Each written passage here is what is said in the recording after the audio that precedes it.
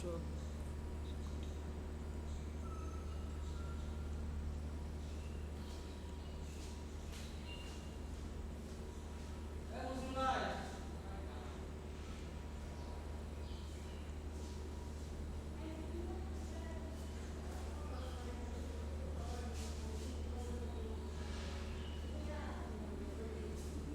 এখানে stop recording দেখাচ্ছে কেন? ভাই আপনারা বলবেন একটু রেকর্ডিং করেন, এই যে ক্লাস তো চলতেছে।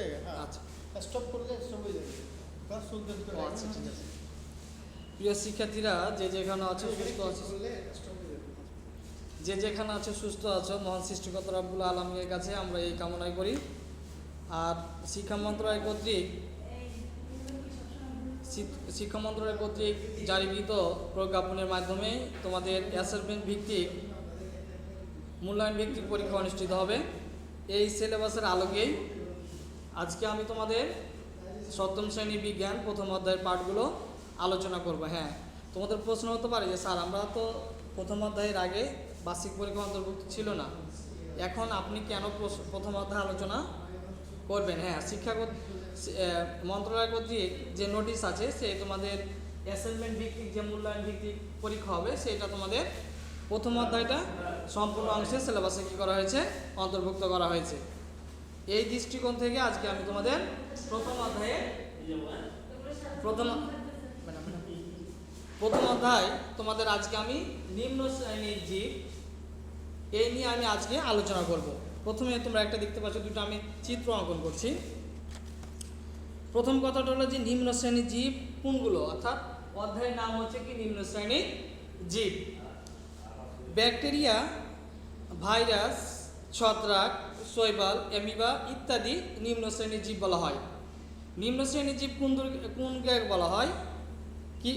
ব্যাকটেরিয়া, ভাইরাস, ছত্রাক, শৈবাল, অ্যামিবা ইত্যাদি, এগুলো হলো নিম্ন শ্রেণীর জীব। তাহলে নিম্ন শ্রেণীর জীব আমরা কি বলছি? যেখানে ব্যাকটেরিয়া, ছত্রাক, শৈবাল, অ্যামিবা ইত্যাদি নিম্ন শ্রেণীর জীব। এদের মধ্যে ব্যাকটেরিয়া, অ্যামিবা অণুবীক্ষণ যন্ত্র সাহায্য ছাড়া দেখতে পায় না, এদেরকে অণুজীবের অন্তর্ভুক্ত করা হয়েছে। হ্যাঁ, এরা এত ছোট প্রাণী, এরা এত ছোট জীব যে আমরা খালি চোখে এটা দেখতে পাই না। এর জন্য প্রয়োজন হয় কি? অণুবীক্ষণ যন্ত্র। আর এরাই হচ্ছে কি অণুজীবের অন্তর্ভুক্ত। কিছু কিছু ছত্রাক, ব্যাকটেরিয়া খালি চোখে দেখা গেলেও অধিকাংশ ছত্রাক, ব্যাকটেরিয়া অণুবীক্ষণ যন্ত্রের সাহায্যে লাগে। হ্যাঁ, কিছু কিছু যে ব্যাকটেরিয়া আছে আমরা খালি চোখে দেখতে পাই, কিন্তু ছত্রাক, শৈবাল দেখা গেল আবার অণুবীক্ষণ যন্ত্রের কি সাহায্য লাগে। এসব অণুজীব বা আদি মানুষ, গৃহপালিত পশু পাখি, উদ্ভিদের রোগ সৃষ্টি করে থাকে। অর্থাৎ অণুজীবগুলোকে আরা সৃষ্টি করে? আদিম জীব মানুষ। আচ্ছা, এই ব্যাকটেরিয়াগুলোকে, রোগগুলোকে সৃষ্টি করে আদি জীব, যেমন মানুষ। তারপর হচ্ছে কি গৃহপালিত পশু ও উদ্ভিদের রোগ সৃষ্টি করে। আবার এর পরিবেশের অনেক উপকারী ভূমিকা রয়েছে। আজকে এখন হচ্ছে যে অণুজীব।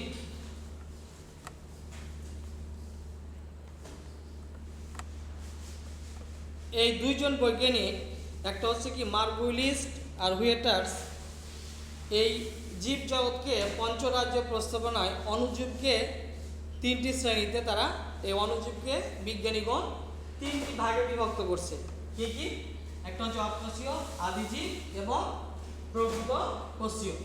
এখন যে প্রকৃতি কোষীয়টা, আদি কোষীয়টা কেমন? এসব অণুজীব এত ছোট যে সাধারণ আলো অণুবীক্ষণ যন্ত্র নিচে দেখা যায় না। মানে তারা এত ছোট যে অণুবীক্ষণ যন্ত্রের নিচে দেখা যায় না।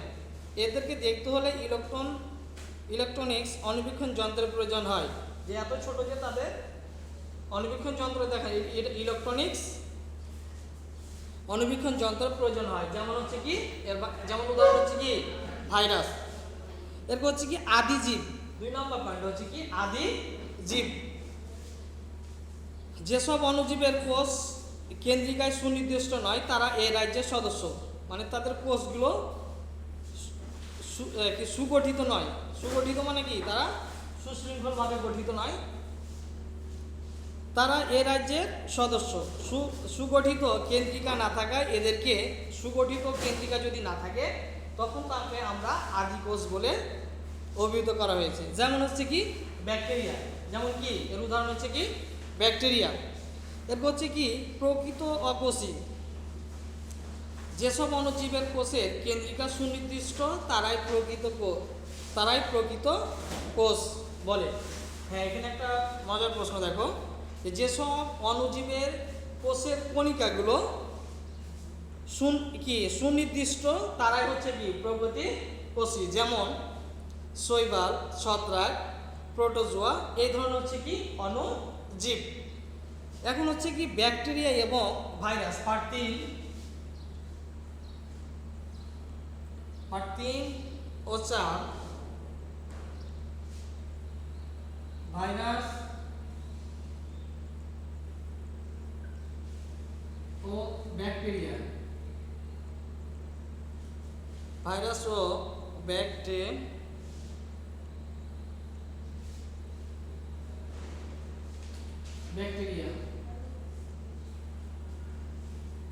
এখন আমরা আলোচনা করব যে ভাইরাস ও ব্যাকটেরিয়াটা কি আসলে। যে ব্যাকটেরিয়া, ভাইরাস, রিকেটস, ছত্রাক, শৈবাল, প্রোটোজোয়া ইত্যাদি বিভিন্ন ধরনের অণুজীব আর আমাদের এই পরিবেশের চারপাশে তারা ছড়িয়ে ছিটে রয়েছে।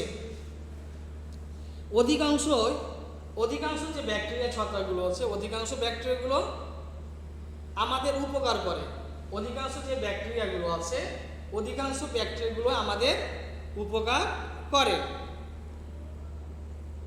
আবার তবে কিছু কিছু অণুজীব যা আমাদের জন্য দেহের রোগ সৃষ্টি করে। যেমন আবার কিছু কিছু ব্যাকটেরিয়া আছে যা আমাদের কিছু উপকার করলেও কিছু কিছু ব্যাকটেরিয়া আছে যা আমাদের কি করে, বিভিন্ন ধরনের রোগ সৃষ্টি করে।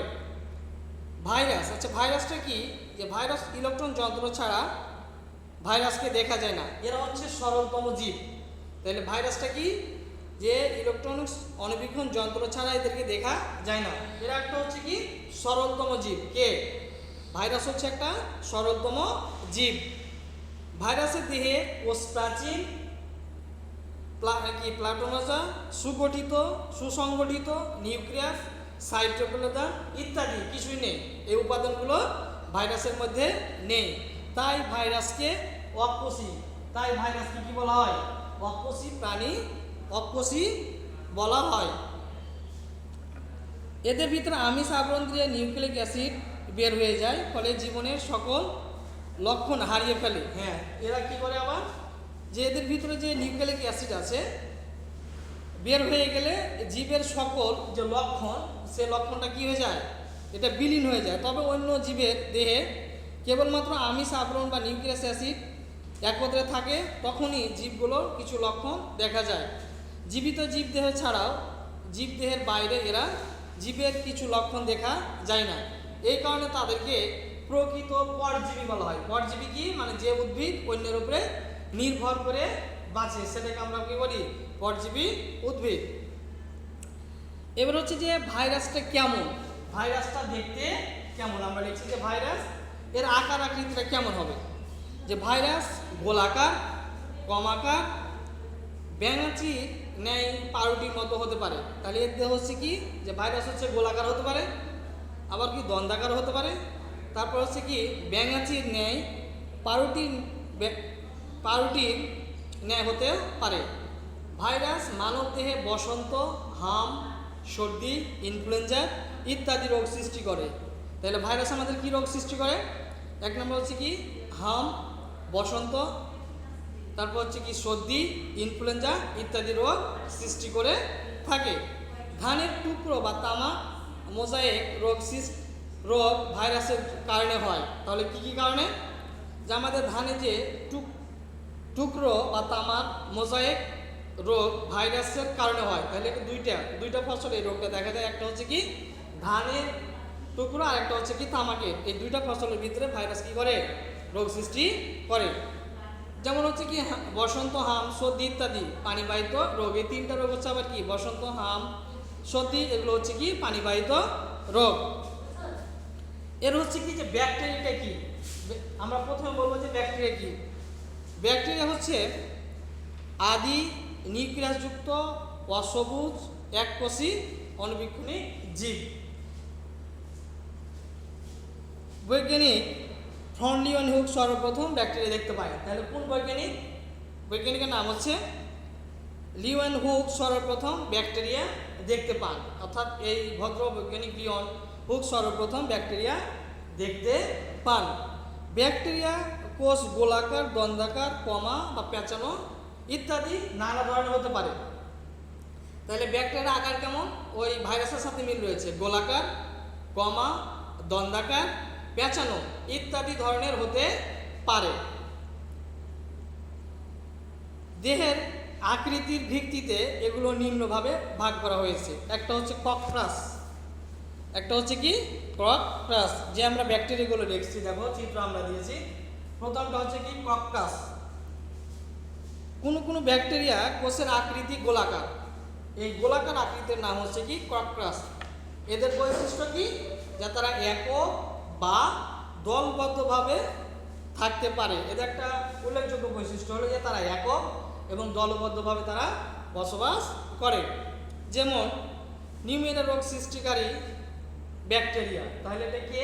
একটা উদাহরণ হচ্ছে ককরাস ভাইরাসের, যে নিউমোনিয়া রোগ সৃষ্টিকারী। এরা কে? এই ককরাসই কি করে আমাদের দেহে নিউমোনিয়া রোগ সৃষ্টি করে। 2 নম্বর হচ্ছে ব্যাসিলাস, যে আমরা 2 নম্বর চিত্রটা দেখছো। এটা দেখতে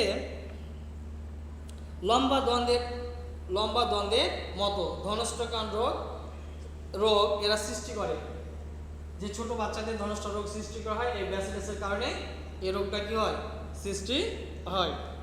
এরপর হচ্ছে কমা, 3 নম্বর চিত্র আমি যেটা অঙ্কন করছি 1.4, 3 নম্বর চিত্র। কমাটা কেমন আকৃতি দেখো, এরা বাঁকা দ্বন্দ্বের ন্যায় প্রকৃতি ব্যাকটেরিয়া। এরা মানুষের কলেরা রোগ সৃষ্টিকারী। যে এই কমা কি করে? মানুষের দেহে যে কলেরা সৃষ্টি করে, এর জন্য দায়ী। এরপর হচ্ছে ব্যাকটেরিয়ার উপকারিতা। ব্যাকটেরিয়া আমাদের কি উপকার করে?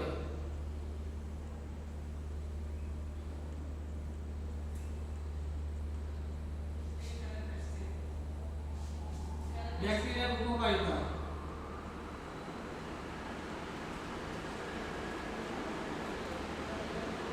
ব্যাকটেরিয়া কি উপকার আমাদের করে? হ্যাঁ, এখানে শেষ করুন, এটা কি আর বুঝি নাই।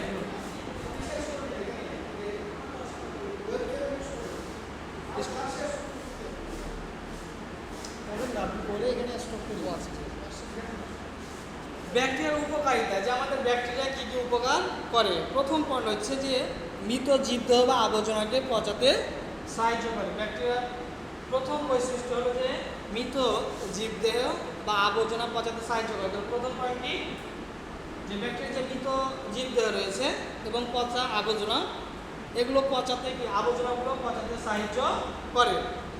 2 নম্বর হচ্ছে ব্যাকটেরিয়া, একমাত্র ব্যাকটেরিয়া প্রকৃত মাটিতে নাইট্রোজেনের সংবদ্ধ করে। অর্থাৎ একমাত্র ব্যাকটেরিয়াই প্রকৃতি থেকে মাটিতে নাইট্রোজেন সংবদ্ধ করে।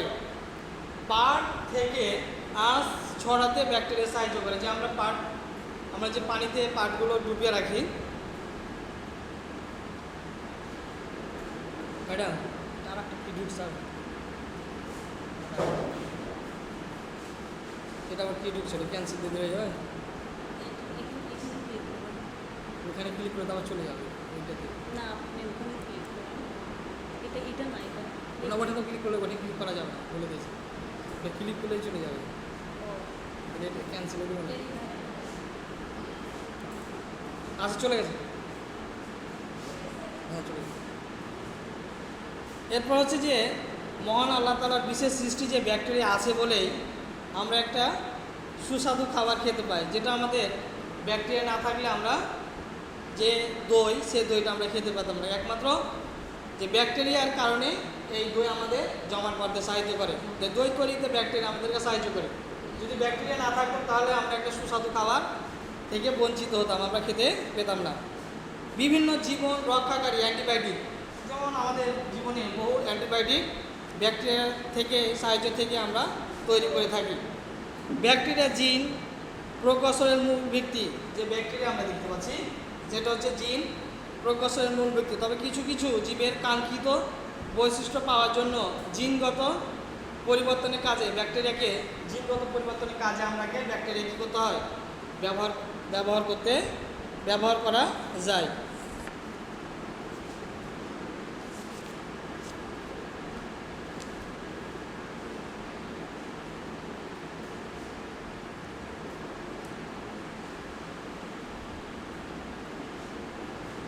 এর হচ্ছে কি ছত্রাক,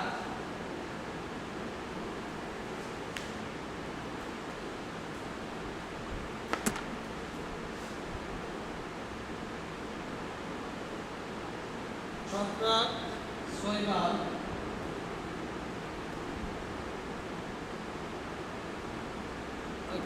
অ্যামিবা,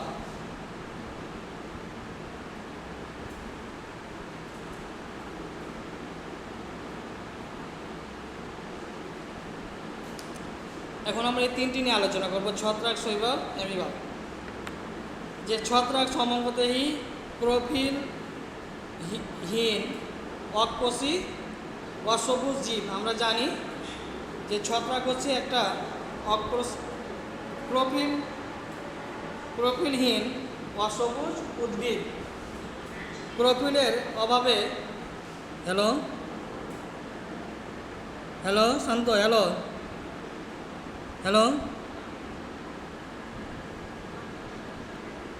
প্রোফিলের অভাবে সালোক সংশ্লেষ হতে পারে না, তাই এরা হচ্ছে কি পরজীবী বা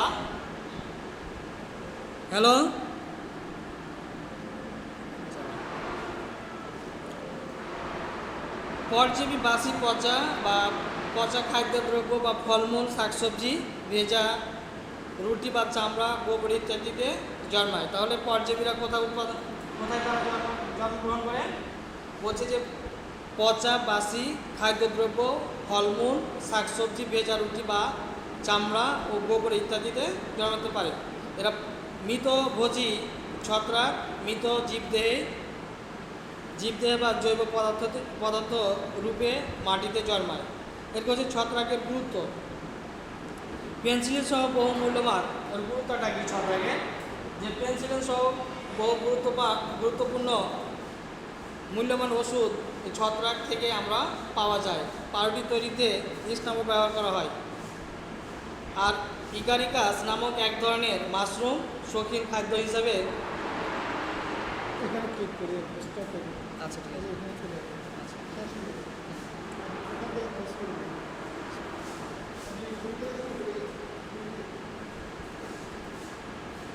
ইকারিকাস নামক এক ধরনের মাশরুম শৌখিন খাদ্য হিসেবে বিবেচিত। বর্তমানে বহু দেশে এই চাষ করা হয়। আবর্জনা পচিয়ে মাটিতে মিশানো ছত্রাকের গুরুত্বপূর্ণ ভূমিকা রয়েছে। এরপর হচ্ছে ছত্রাক কী কী রোগ সৃষ্টি করে। মানুষ, জীবজন্তু, উদ্ভিদের রোগের জন্য এই ছত্রাক দায়ী। যেমন হচ্ছে যে কি দাঁত, মানুষের শ্বাসনালী প্রদাহ ছত্রাকের সংক্রমণের কারণে হয়ে থাকে। এছাড়া আখের লাল পচা রোগ সৃষ্টি করে থাকে, যা সহজে কাঠ, বেত বা বাঁশের আসবাবপত্র পচিয়ে আমাদের ক্ষতি করে থাকে। ছত্রাক সংক্রমণের প্রতিকার কি? যে ছত্রাকজনিত রোগ ও ছোঁয়াচে রোগ। আমরা জানি ছত্রাক রোগ হচ্ছে একটা ছোঁয়াচে রোগ। আক্রান্ত ব্যক্তির স্পর্শ এলে এই রোগ সংঘটিত হতে পারে। এই রোগ থেকে নিরাপদে থাকার জন্য আমাদের করণীয় কী, অর্থাৎ আমাদের কী কী করতে হবে? ছত্রাকজনিত আক্রান্ত ব্যক্তির জিনিসপত্র, কাপড় চোপড়, চিরুনি, টুপি, স্যান্ডেল ব্যবহার না করা, অর্থাৎ যেগুলো পরিধান করে ছত্রাক সংক্রান্ত রোগী সেগুলো আমরা কী করবো না, ব্যবহার করবো না। ছত্রাক রোগে আক্রান্ত ব্যক্তির সংস্পর্শে কম আসা, যে ব্যক্তি সংক্রমণ হয়েছে তার আমরা স্পর্শে না যাওয়ার চেষ্টা করব। তো 3 নম্বরে ছত্রাক উদ্ভিদ ছিটানো বা উদ্ভিদ যে গাছটা আছে সেগুলো আমরা কী করি, পুড়িয়ে পুড়িয়ে ফেলতে হবে। এরপর হচ্ছে কি শৈবাল। 2 নম্বরটা হচ্ছে কি শৈবাল। সমঙ্গ বর্গের প্রোফিলযুক্ত সবুজি উদ্ভিদরা হচ্ছে কি শৈবাল। এরা মাটি ও পানি বা অন্য গাছের উপরে জন্মায়। এরা হচ্ছে কি মাটি বা পানি বা অন্য উদ্ভিদের উপরে ভিত্তি করে এটা জন্মায়। তারপর হচ্ছে কি সবুজ, লাল, বাদামি রঙের শৈবাল দেখতে পাওয়া যায়। এর উপকারিতা হচ্ছে কি আইসক্রিম তৈরিতে বা সামুদ্রিক শৈবাল জাত অ্যালজিন ব্যবহার করা হয়। আর সামুদ্রিক শৈবাল আয়োডিন ও পটাশিয়ামের একটি ভালো উৎস। আমরা জানি যে সামুদ্রিক মাছে কী কী রয়েছে, আয়োডিন ও পটাশিয়ামের একটা ভালো উৎস রয়েছে। মৎস্য চাষ শৈবালের খাদ্য হিসাবে ব্যবহার করা হয়। আবার শৈবালের কিছু অপকারিতা রয়েছে, যে আমাদের কী কী অপকার করে। 1 নম্বর হচ্ছে যে মানুষ ও উদ্ভিদের নানা রোগ কী করে সৃষ্টি করে থাকে। যেমন এক ধরনের শৈবাল চা পাতার রোগ সৃষ্টি করে থাকে। জলাশয়ে শৈবাল আধিক্য দেখা গেলে জলজ উদ্ভিদ ও প্রাণী মাছ অক্সিজেন অভাবে মারা যেতে পারে। প্রিয় শিক্ষার্থীরা, দেখো তোমাদের আজকে এ পর্যন্ত শেষ। এখন আমি তোমাদের সময় স্বল্পতার কারণে পুরো অধ্যায়টা তোমার এখনও পরিপূর্ণভাবে শেষ করতে পারলাম না। তোমাদের শিক্ষা মন্ত্রণালয় কর্তৃক জারিকৃত নোটিশের আলোকে অ্যাসাইনমেন্ট ভিত্তিক পরীক্ষা তোমাদের অনুষ্ঠিত হবে আগামী কালকে সকাল 10টা থেকে ষষ্ঠ এবং সপ্তম শ্রেণী অভিভাবক নিয়ে আসতে হবে, অথবা তার প্রতিনিধি। কোনো অবস্থায় স্টুডেন্টের হাতে আমরা খাতা প্রশ্নপত্র দিব না, তাই প্রত্যেক ছাত্রছাত্রী তাদের অভিভাবক নিয়ে আসবে। এখন দেখো তোমাদের আমি এই অধ্যায়ের উপরে কিছু বাড়ি কাজ দিব, খাতা কলম বের করো।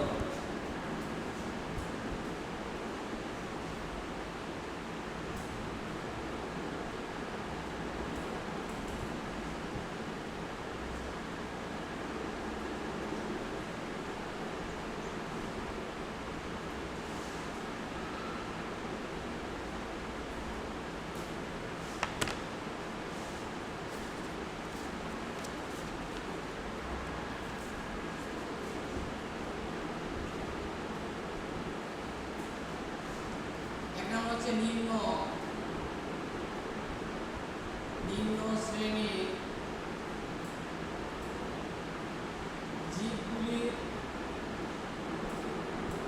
জীবগুলির নাম লিখো।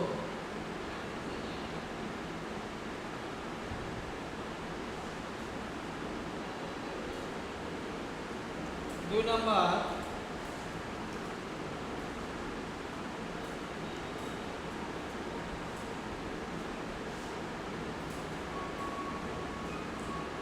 ভাইরাস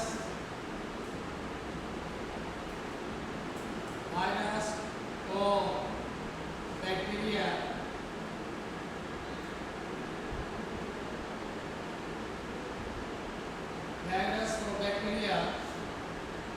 কি?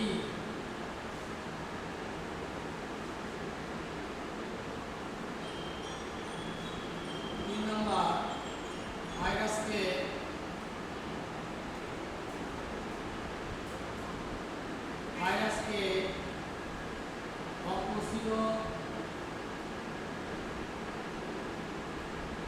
ভাইরাসকে অকোষীয় জীব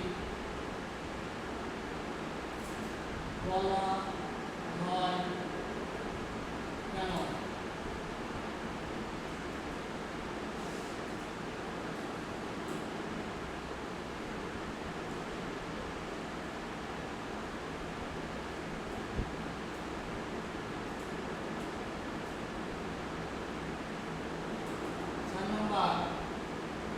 ব্যাকটেরিয়া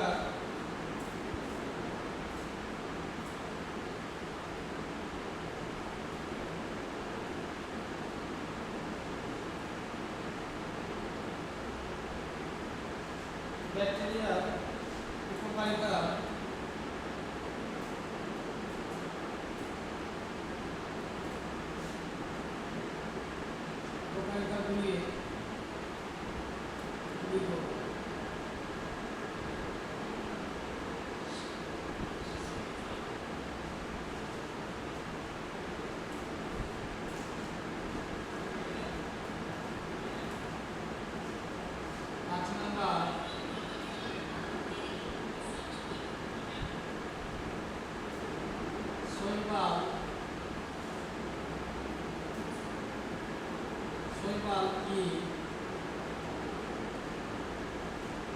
এর উপকারিতাগুলি লিখো।